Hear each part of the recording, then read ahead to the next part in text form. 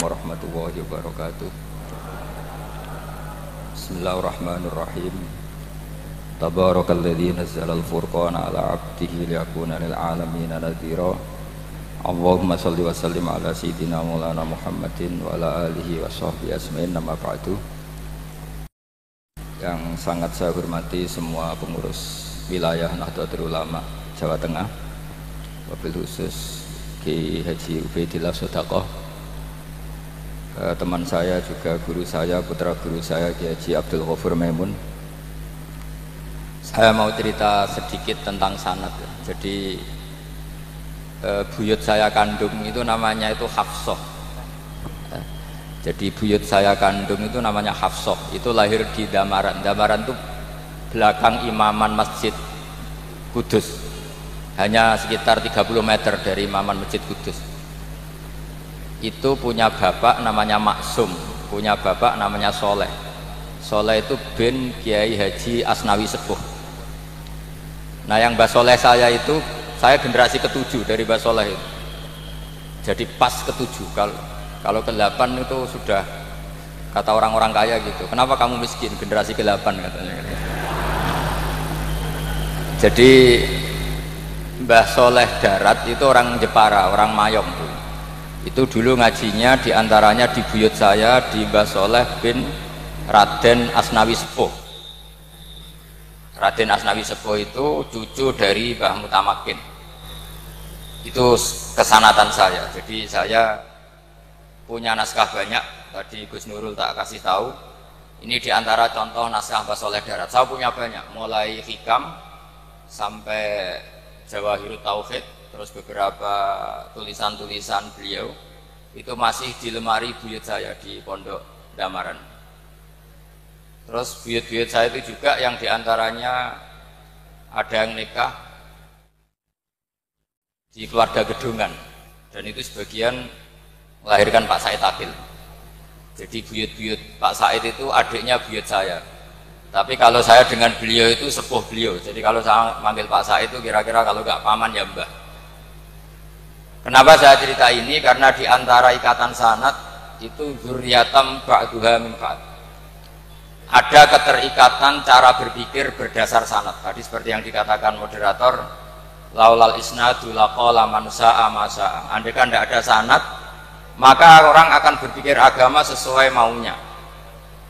Dan itu bahaya sekali. Karena agama ini riwayat seperti tadi yang dikatakan inna hadzal ilma dinun fanzuru amman ta'khuduna dinakum. Saya punya sekian contoh cara berpikir sanad dan cara berpikir rasional. Di akhir Ihya itu ada cerita tentang rojak. Dan ini pasti di luar dugaan sampai. Karena sanad itu cara berpikir itu ya ikut saja. Yaitu ada 2 orang ahli neraka dipanggil Allah. Dipanggil Allah dalam keadaan di borgol. Ditanya sama Allah, enak di neraka? Jawabannya pemuda itu ya, wah Gusti ya, di neraka kok enak? Ya jelas gak enak. Ya sudah, kamu kembali lagi ke neraka. Dugaan kita kan pasti anak ini gak mau. Ternyata enggak, dia lari sekenceng-kencengnya menuju neraka. Semangatnya Masya Allah. Makanya ini sekaligus ijazah, kalau disuruh masuk neraka yang apa? Semangat. Oh itu Tuhan akhirnya tanya, loh kamu tak suruh ke neraka kok semangat? Gusti saya ini sudah kapok, ketika di dunia kalau jenengan nyuruh sholat saya lelet, jenengan menyuruh kebaikan saya lelet. Sebagai bentuk kapok saya, jenengan menyuruh saya ke neraka saya semangat, supaya saya nurut. Barokahnya semangat menuju neraka, ya sudah di surga saja. Ya, makanya ini nanti kalau kamu disuruh masuk neraka yang apa? Semangat. Karena kita di dunia itu ada di akhir Ihya. Artinya itu kan di luar dugaan kita. Cara berpikir seperti itu di luar dugaan kita. Akhirnya dia jadi ahli jannah. Cerita kedua ya masih di bab yang sama. Yang satu disuruh enak di neraka, ya enggak Gusti. Sudah kembali lagi ke neraka. Si orang ini tolak itu. Tolak. Terus ditanya sama Allah, kenapa tolak? Ya Allah, ketika engkau memanggil kami ke surga, saya tidak pernah ngira kalau akan engkau kembalikan lagi ke neraka. Ya sudah, kamu di surga saya karena husnudzon sama saya. Ini berarti ada 2 sanad. lucunya sama-sama benar, yang semangat ya benar, yang lelet juga benar. Maka kamu punya dua pilihan, nanti kalau disuruh masuk neraka, bisa semangat, bisa apa? Lelet. Dan semuanya nanti di surga. Artinya begini, sanad itu apa ya? Enggak yang kita duga. Makanya saya mohon siapapun yang mencintai agama ini harus banyak baca. Jangan nuruti emosi, kemudian emosi itu di atas namakan agama. Di Sahih Muslim itu ada cerita, ini termasuk hadis pegangan kan Sahihain Bukhari Muslim. Itu ada cerita seorang sujud sama Allah itu kan banget baiknya, sangat baik. Kemudian yang sujud ini diinjek oleh pemuda yang nakal, diinjek. Ketika diinjek, yang sujud spontan ngomong begini, fa wallahi la yaghfiru Allahu laka, demi Allah, Allah tidak akan maafkan kamu. Di luar dugaan, tentu kalau nggak ada sanad, omongan ini normal karena nginjek orang apa? Sujud. Tapi di luar dugaan, Allah mewahyukan ke Nabi di zaman itu, disuruh bilang sama orang yang sujud itu, Allah ngendikan, manggal ladzi yata'alla alayya alla aghfira li fulan faqad ghafartu lahu wa ahbattu amalah. Siapa yang mencatut nama saya bahwa saya tidak bisa memaafkan orang yang nginjek, Allah tersinggung karena namanya dicatut. Saya ini Tuhan bisa menyiksa dan bisa mengampuni. Kenapa sifat saya jadi satu hanya menyiksa? Sifat ampunan saya di mana? Itu kalau nggak sanad nggak bisa. Saya ulang lagi, Allah itu apa? Zat yang bisa yaghfiru liman yasha wa yu'adzibu may yasha. Tapi orang yang sujud ini hanya mensifati Allah satu, yaitu Allah pasti menyiksa. Dan Allah tersinggung. Bagaimana mungkin saya Tuhan hanya berstatus bisa menyiksa, tidak bisa mengampuni? Akhirnya orang ini disalahkan, malah yang sujud tadi bilang ke orang itu, sujudnya saya hapus pahalanya, dan yang nginjek saya hapus dosanya. Tapi ya bukan berarti terus kamu boleh nginjek orang sujud, ya enggak. Artinya gini loh, saya hanya memperkuat moderator tadi, berpikir agama itu berdasar sanad. Kalau nuruti emosi pasti kita akan setuju Allah tidak ngampuni yang menginjak. Tapi berdasar sanad, berapa orang yang dulu melukai Nabi, bahkan punya niat membunuh Nabi, akhirnya ditobati oleh Allah Subhanahu wa Ta'ala. Siapa yang nggak tahu cerita Surakoh, orang yang niatnya bunuh Nabi, ditobati Allah. Siapa yang nggak tahu cerita Khalid bin Walid, orang yang punya konsep untuk mengalahkan Nabi di perang Uhud, juga akhirnya masuk Islam dan diampuni Allah. Banyak lagi tokoh kafir yang dulu musuhi Nabi akhirnya ditobati oleh Allah. Sehingga ketika Nabi sangat marah ya dengan mereka yang kafir, malah ada ayat turun laisa laka minal amri syai'un aw yatuba alaihim aw yu'adzibahum, bahwa wilayah mengampuni dan memaafkan itu wilayah Allah. Tentu kita secara syariat akan mengatakan yang injak itu salah, pasti itu. Kalau yang injak itu pasti salah, yang kafir pasti salah. Tapi jangan katakan kalau Allah tidak bisa menobati mereka. Lagi-lagi yang bisa mengertikan itu apa? Sanad. Kita ngaji di bab itu bahwa ada orang diinjak, ternyata Allah ketika yang sujud mengatakan wallahi la yaghfiru Allahu laka, demi Allah, Allah tidak akan maafkan kamu. Loh, mensifati Allah dengan satu sifat la yaghfiru itu Allah tersinggung karena Allah bisa yaghfir. Makanya ini penting sekali saya utarakan supaya kita ini bicara itu sesuai sanad. Karena andaikan tidak sanad, agama ini di logika, kemudian logika orang itu berbeda-beda. Maka kayak apa kacaunya agama ini? Terus yang ketiga, saya beri sekian contoh. Ini saya bawa kitab hikam yang diterjemah oleh Mbah Soleh Darat. Saya dulu pernah ngaji hikam sama Abahnya Gus Zofur. Cara berpikir Abul Hasan Asyadzili misalnya, umumnya orang itu kan kalau amal itu ingin diterima ya, kalau sujud ingin diterima Allah, kalau sholat ingin diterima Allah, dan kalau sangat ingin itu biasanya terus berlebihan, saking berlebihannya terus nangis minta amalnya diterima gitu. Tapi efek negatifnya gini, jangan-jangan nggak diterima, lalu kalau nggak diterima gunanya apa? Ini buruk sekali kalau mulai tanya, sujud saya jangan-jangan nggak diterima, kalau nggak diterima gunanya apa? Itu menurut Abul Hasan Asyadzili itu pertanyaan dari setan.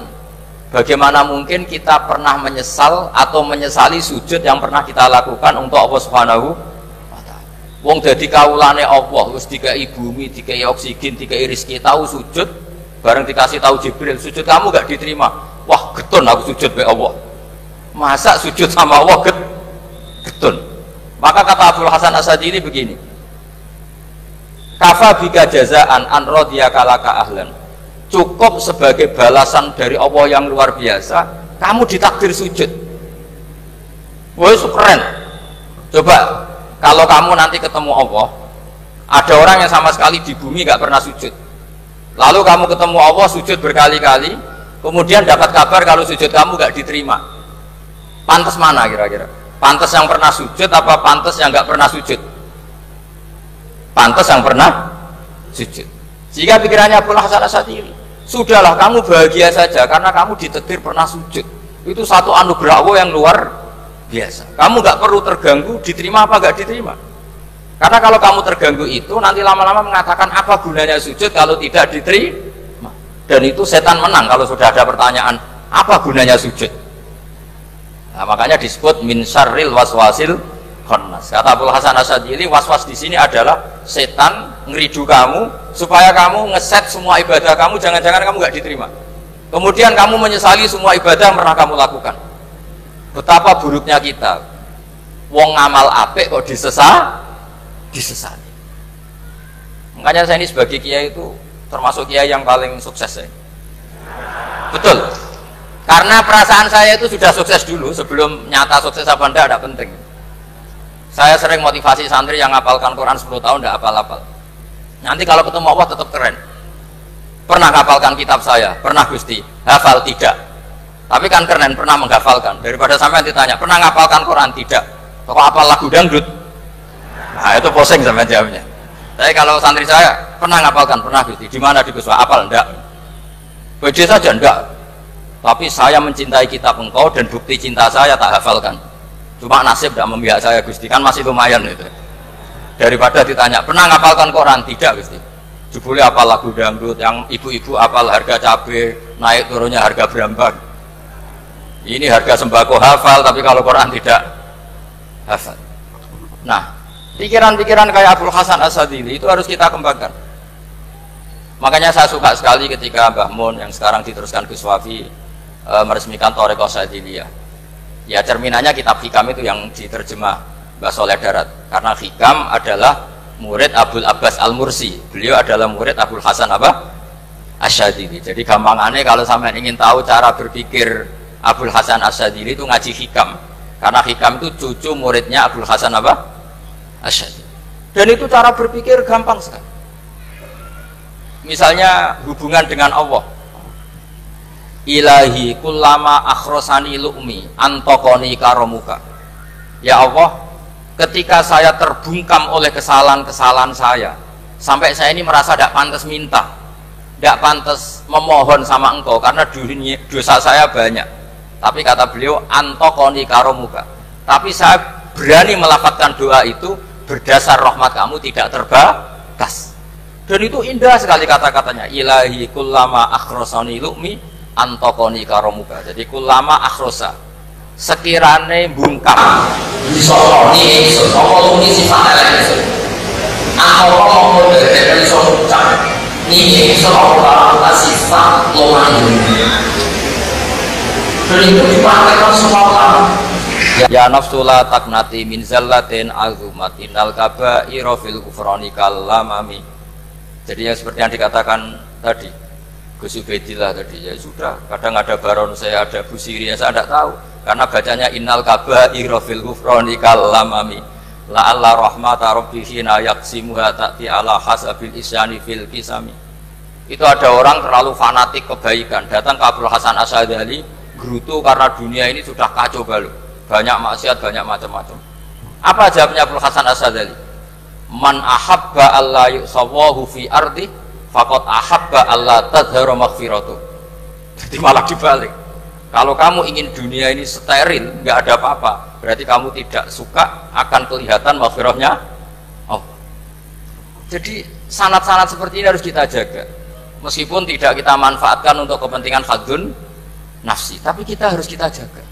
Jika kita jadi orang itu tidak terlalu sepaneng dengan pikiran kita bahwa maksiat itu pasti mendatangkan azab. Kok kamu katakan pasti, itu buktinya apa?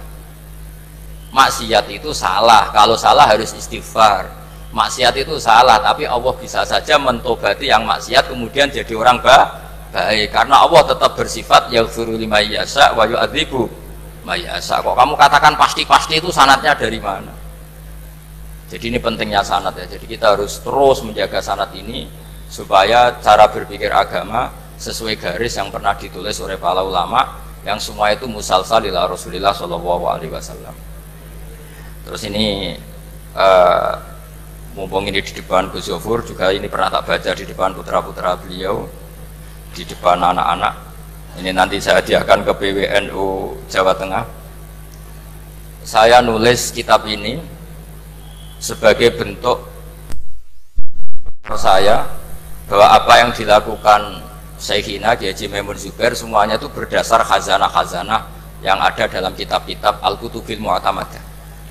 Di antaranya ini kitab Khilyatul Aulia. Kitab Khilyatul Aulia itu kitab kesayangan Imam Ghazali. Sampai kalau baca Ihya juz 4 itu beliau memberi saran ke kita, wa alaika bimudawamati mutolaati kitabi Khilyatil Aulia wa tabaqatil asfiya. Karena Imam Ghazali fi manaqibil akhyar itu nginduk kitab Khilyatul Aulia karangannya Abu Nu'aim Al-Asfihani. Kalau di tasawuf beliau nginduk kitab namanya Qutil Qulub karangannya Abu Thalib Al-Makki. Kalau di fikih tentu beliau nginduk gurunya sendiri Imamul Haromen, yaitu Nihayatul Matlab fi Dirayatil Madhab. Ini saya beri contoh kenapa Mbah Mun, Kiai Ubaidillah, semua tokoh-tokoh NU cara perilaku itu santai, rileks tapi terarah. Ini saya beri contoh. Ini riwayat dari Sufyan bin Uyainah, termasuk gurunya Imam Syafi'i. Ini halaman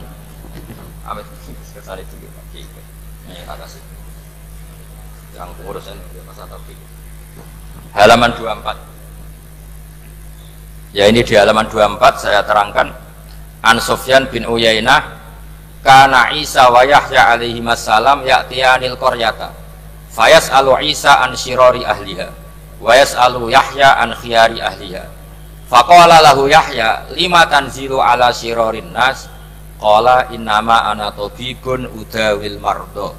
Ini di juz 7 halaman 323. Jadi mulai dulu ulama itu ada yang fokus ngelola orang-orang soleh, tapi ada juga yang mendokteri orang-orang yang macam-macam. Nabi Isa itu kalau di satu daerah tanya, di sini yang orang nakal-nakal di mana? Oh di situ.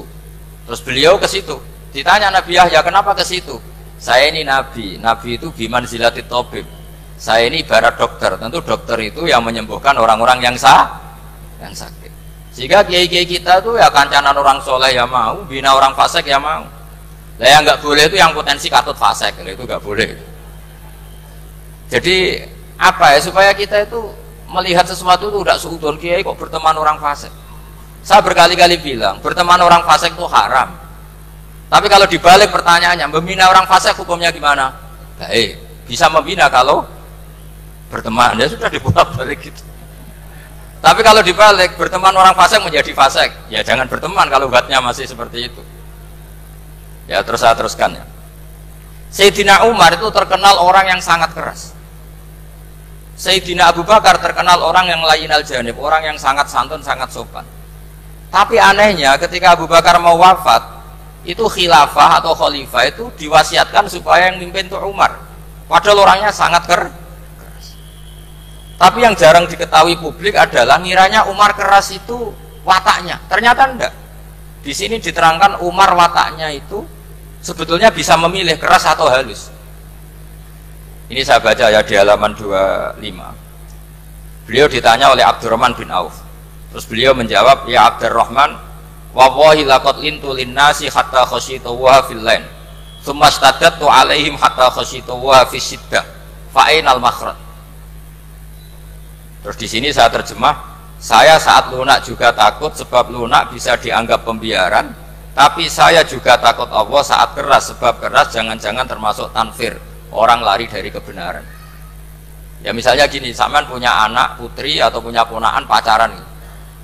Datang ke kamu sama cowoknya, kalau kamu lunak pasti ponakan kamu ngira wong Pak D gak apa-apa. Padahal Pak D saya itu kiai, ternyata saya gak ditegur. Lunak itu punya akibat dianggap pembiaran terhadap maksiat. Ya. Tapi kalau kamu keras, wah nak nenggonku tak wantemi watu. Kan nggak pernah ke kamu, bagaimana bina wong sowan saja gak berani.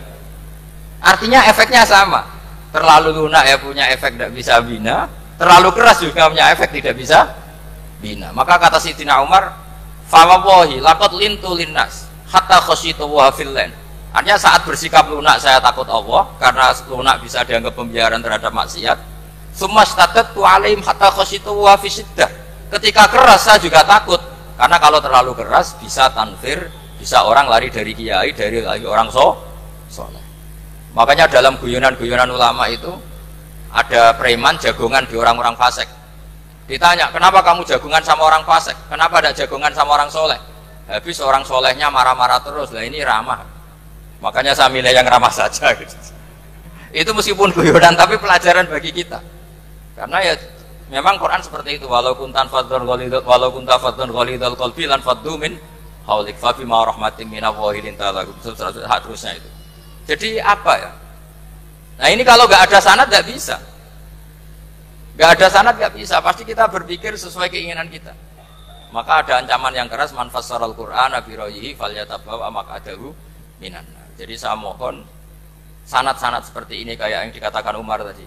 Wallahi laqad lintu linnas hatta khasyitu wa fillan. Tsumma istadadtu alaihim hatta khasyitu wa fis syiddah. Jadi kita akui bahwa dalam lunak juga ada sekian problem, dalam keras juga ada sekian problem. Terus kita bikin satu metode, satu manhaj yang kira-kira ya sa'iqal lisyaribin atau yang lebih dikenal dengan Islam wasatiyah. Ada tawazun, ada tasamu, ada macam-macam. Ya, saya kira demikian. Assalamualaikum warahmatullahi wabarakatuh.